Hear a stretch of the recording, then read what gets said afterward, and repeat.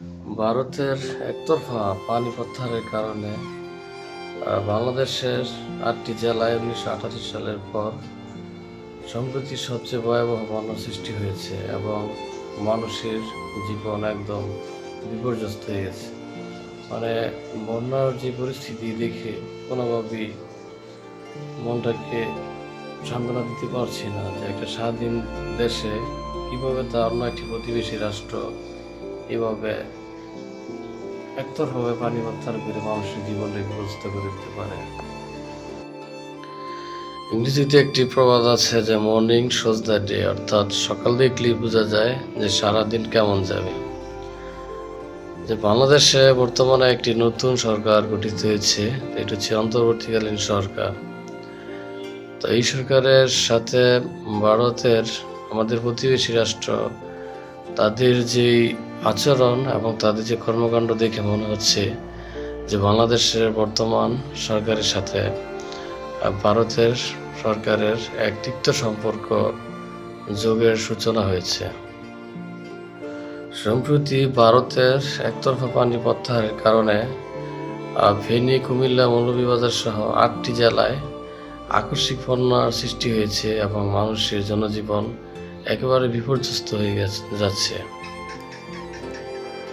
১৯৯৭ সালের যে আন্তর্জাতিক নদী আইন বা নদী কনভেনশন রয়েছে, সেখানে যে বলা আছে যে অভিন্ন নদী পানি ব্যবহারের ক্ষেত্রে ভাটির দেশ এবং উজানের দেশ দুই দেশেরই সমান অধিকার থাকবে।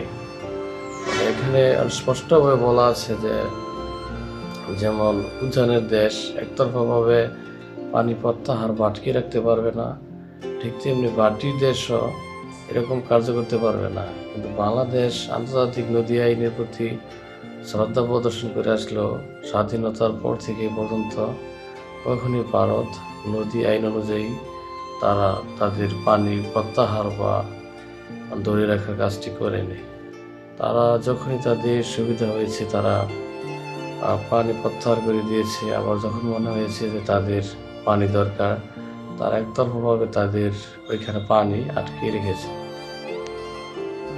প্রকৃতপক্ষে ১৯৭১ সালের যে মুক্তিযুদ্ধ হয়েছিল, সেই মুক্তিযুদ্ধে বাংলাদেশকে ভারত যে সহযোগিতা করেছিল তাদের অন্যতম উদ্দেশ্য ছিল যে স্বাধীন বাংলাদেশে তারা তাদের মতামতের প্রভাব ফেলবে এবং তারা তাদের ইচ্ছা অনুযায়ী এ দেশটাকে চালাবে এবং তারা তাদের যে সুবিধা নেওয়ার সেগুলো নেবে, যা পাকিস্তানের সাথে বাংলাদেশ থাকাকালীন ভারত কখনোই পারত না। তো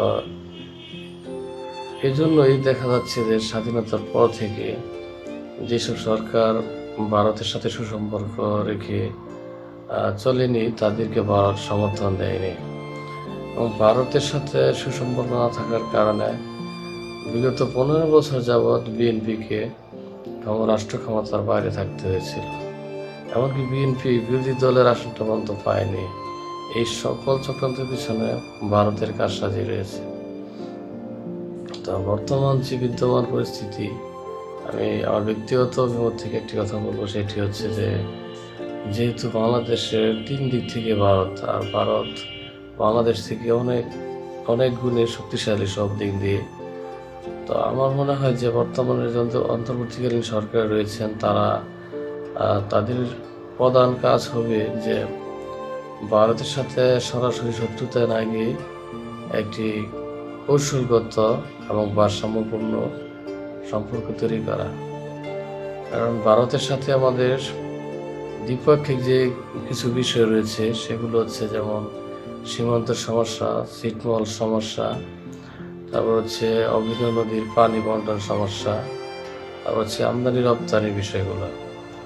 তো এক্ষেত্রে ছিটমহল সমস্যাটা অনেকাংশে সমাধান হয়েছে, সীমান্তে এখনও কিছু কিছু সমস্যা রয়েছে। আর অভিন্ন নদীর পানির সমস্যাটা হয় যখন বর্ষা হয়, বর্ষা শেষের দিকে যখন প্রচুর বৃষ্টিপাত হয় এবং ভারতের দিকে তাদের পানি বেড়ে যায়, তখন তারা একতরফা পানি প্রত্যাহার করে এবং বাংলাদেশে বন্যার সৃষ্টি হয় সেই সময়।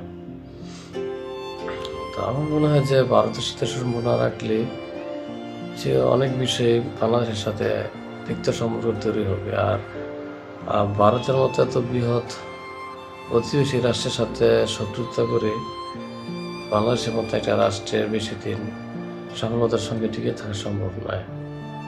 তাই আমি অন্তর্বর্তীকালীন সরকারের উপদেষ্টা মহোদয়দেরকেও অনুরোধ করব যে ভারতের সাথে একটি কৌশলগত ভারসাম্যপূর্ণ সম্পর্ক তৈরি করুন।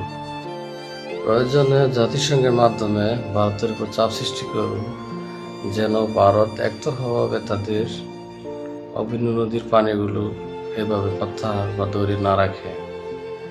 এবং তারপরেও যদি কোনো কাজ না হয়, তাহলে ভবিষ্যতে আমাদেরকে এমনভাবে বাঁধ তৈরি করতে হবে, ভারতের প্রত্যেকটা বাঁধের বিপরীতে তাদের চেয়ে আরও উঁচু করে বাঁধ তৈরি করতে হবে, যেন এই তারা পানি প্রত্যাহার করলেও সে পানি বাংলাদেশে প্রবেশ করতে না পারে।